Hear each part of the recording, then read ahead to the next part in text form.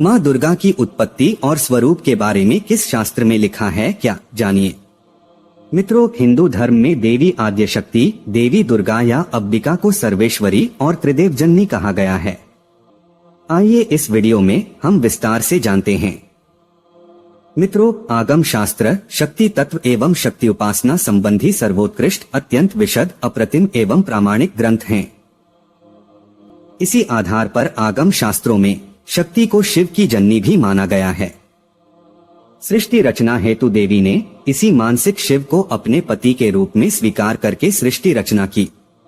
यद्यपि देवी ने अपने पति आदिनाथ को सृष्टि रचना हेतु अपने मन से उत्पन्न किया तथा उन्हें अपने पति रूप में स्वीकार करके सृष्टि रचना की, परंतु वह कभी भी उनके अधीन नहीं रही, बल्कि शिव ही उनके अधीन रहते हैं।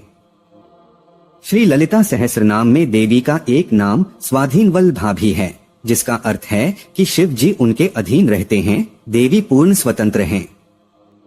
देवी भागवत के अनुसार देवी भागवत के स्कंध 7 में भगवती अपने पिता नगाधिराज हिमालय को अपने प्राकट्य का विवरण देते हुए कहती हैं, आदिनाथम मानसिकं स्वभर्ता तु प्रकल्पयतहमेवा पूर्वंच नान्यत् किंचिन्नगाधिप तदात्मरूपम चित्संवित् पर ब्रह्मैक नामकम स्वाशक्तैश्च समायोगाहम बीजात्मतांगता स्वाधारावरणा तस्यादोषत्वंच समाक्तम। अर्थात हे नगाधिराज हिमालय, सृष्टि से पूर्व मेरे अलावा कहीं कोई भी नहीं था, तब मैं ही परब्रह्म थी। अपने ही आधार शिव का वर्ण करके मुझ में दोष आ गया और मैं एकोहम बहुश्याम की कामना करके सृष्टि रचना में निमग्न हो गई। ववृचोपनिषद के अनुसार सृष्टि से पूर्व देवी ही थी।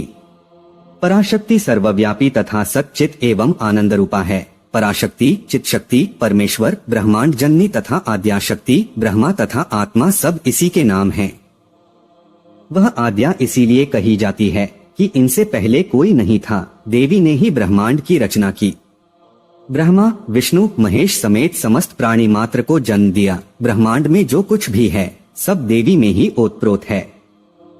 यह शक्ति स्वयं प्रकाशित होती है, यही आत्मा है। यही शक्ति नित्य निर्विकार परमात्मा की चेतना की द्योतक है, यही महात्रिपुर सुंदरी है। इसी पराशक्ति को 10 महाविद्याओं यथा काली, तारा, त्रिपुर सुंदरी, भुवनेश्वरी, त्रिपुर भैरवी, धूमावती, छिन्नमस्ता, बगुलामुखी, मातंगी तथा कमला एवं प्रत्यंगिरा, दुर्गा, चंडिका, गायत्री, सावित्री, सरस्वती तथा ब्रह्मानंदकला के रूप में भी पूजा जाता है। विभिन्न शास्त्रों में शक्ति शब्द को विभिन्न अर्थों में प्रयुक्त किया गया है। आगम शास्त्रों में इसे पराशक्ति कहा गया है, जो सत चित आनंद स्वरूपा ब्रह्मा है। वेदों, उपनिषदों तथा पुराणों में इसी शक्ति को महादेवी, भगवती, ईश्वरी तथा मूल प्रकृति आदि नामों से भी जाना गया है। स्त्री रूपम वा स्मरेत देवीपुं रूपम वा विचिंतयेत अथवा निष्कलन ध्याये सच्चिदानंद विग्रहें। शक्ति के स्वरूप के संबंध में वर्तमान समय में अधिकांश हिंदू धर्मावलंबियों के मन में अत्यंत भ्रांतिमूलक, असत्य एवं अस्पष्ट विचारधाराएं विद्यमान हैं।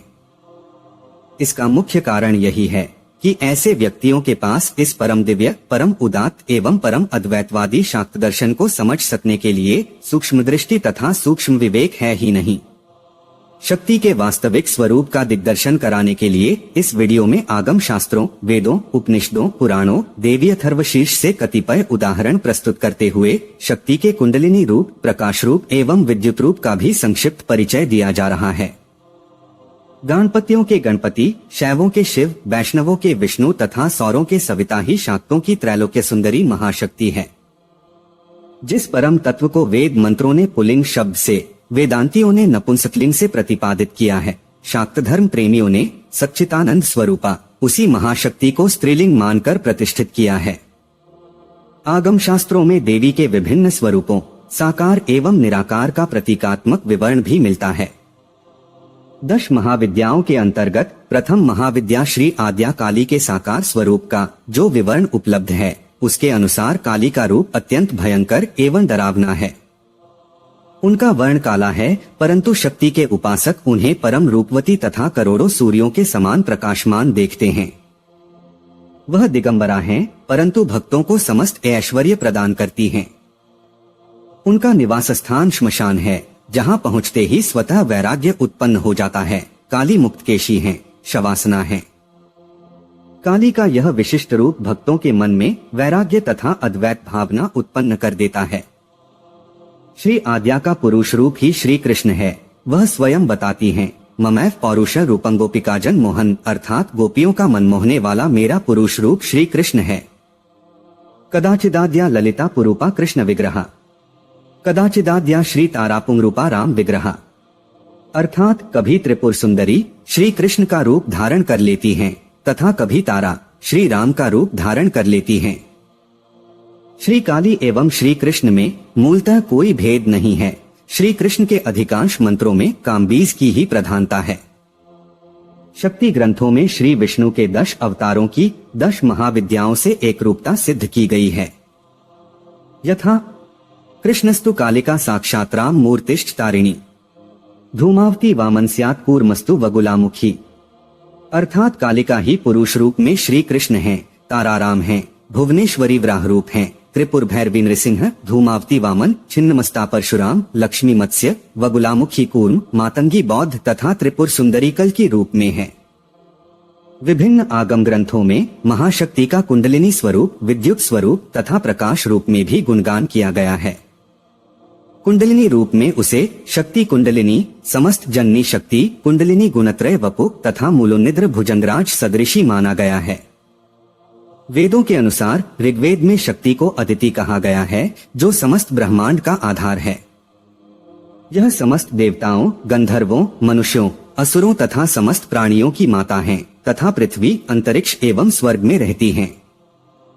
ऋग्वेद में श्री भगवती अपने बारे में बताते हुए कहती है, मैं ब्रह्मांड की अधीश्वरी हूँ, मैं एक होते हुए भी नाना रूपों में विचरण करती हूँ, मैं सर्वथा स्वतंत्र हूँ, मैं किसी के अधीन नहीं हूँ।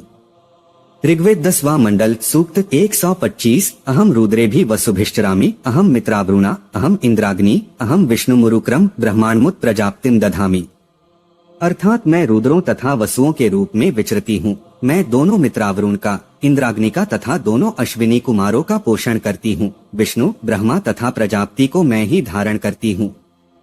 उपनिषदों के अनुसार विभिन्न उपनिषदों में शक्ति के स्वरूप का विशद विवेचन किया गया है।